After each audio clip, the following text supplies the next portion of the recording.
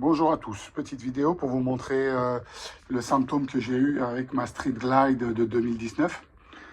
17 000 km, fuite d'huile au niveau du capot de la transmission. Voilà, et j'avais un doute. J'ai regardé sur les sites en anglais, partout, toutes les vidéos, et puis il parlait beaucoup du joint de culasse de l'arrière et qui coulait sur le carter. Point. Donc, j'ai galéré avec les concessionnaires. Ils me demandaient plus de 1000 et quelques euros pour pouvoir faire cette intervention. Et puis, on ne savait pas quand. Donc, je me suis dit, allez, c'est parti. J'ai les outils, on le fait moi-même. On pense avoir enlevé le fusible principal en mettant le contact. Le fusible principal qui se trouve à gauche, bien entendu, de 50 ampères, qui se trouve ici dans la fente, là.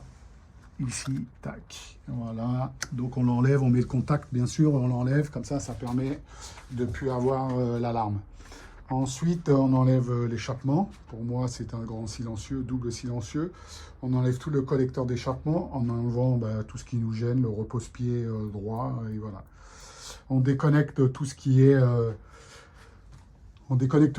l'alimentation en carburant, à ce niveau-là. Voilà, donc tout ça, c'était très simple à faire. On enlève le klaxon de l'autre côté, c'est tout ça. Mon gros souci, il a été de trouver les points hauts, les points morts hauts et les points morts bas avec les culbuteurs qui sont ici. Ça, c'était ma plus grosse crainte, un petit peu, savoir.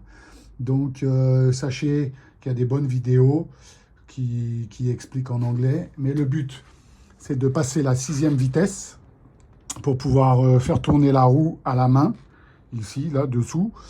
Et puis, ici, on est au point mort haut quand les deux rocket arms, là, qui sont ici, bougent simultanément.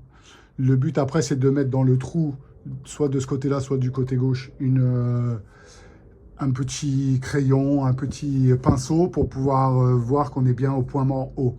Une fois que ces deux-là, ils bougent ensemble, très légèrement, ça veut dire que les soupapes sont fermées et qu'elles ne sont plus en tension, donc le rocket arm peut être enlevé.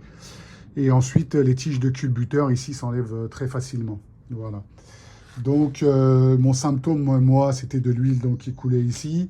Les vidéos sur Internet en anglais parlaient beaucoup du joint de culasse arrière qui coulait à ce niveau-là et coulait dessus. Voilà, très désagréable. Donc, il y avait de l'huile de partout. C'était pas terrible. Au début, je pensais que ça venait du cache. Donc, j'ai mis un cache qui était ventilé, mais du tout, ça venait d'ici. Donc, voilà, ça, c'était tout démonté. Il faut compter une bonne... pour un novice, il faut compter une bonne journée complète pour déposer tout ça. Et ensuite, voilà, donc là, tout était sur la table. Je vous montre ici, bon, le collecteur d'admission. Ici, la culasse, voilà. Et le joint que vous pouvez voir ici, le joint de culasse, qui est tout déformé ici, là. Voilà, c'est la partie arrière. Voilà, je le retourne. Donc la partie métallique ici, elle a toute glissé de quelques millimètres ici, là. Tout déformé. Voilà, on voit bien. Donc je comprends mieux pourquoi l'huile, elle fuyait. Vous voyez, il n'est pas arrondi, tout comme ça. Donc rien de particulier. Ici, les accès principaux, là, les boutons. Voilà, tout est marqué sur la table. Vous avez toute la doc des documentations qui sont possibles en PDF à télécharger. Il faut payer 28 €, mais ça c'est top. Vous avez toutes les explications. Vous voyez, donc là, l'échappement, on a voilà, le cache à l'arrière ici, le upper cover, comme ils appellent ça. On a tous les documents qui sont avec. Vous voyez, il y a toutes les valeurs.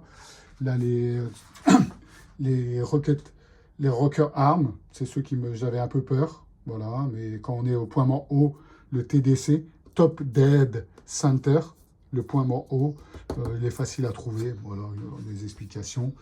Et puis, il n'y a rien de particulier sur ça. Ici, vous avez l'échappement, le réservoir qui est protégé. Et en plus, ça permet tout ça de démonter, d'astiquer tous les chromes. Voilà. Donc là, maintenant, je viens de recevoir tout le kit de joint. Et puis, on va réinstaller tout ça.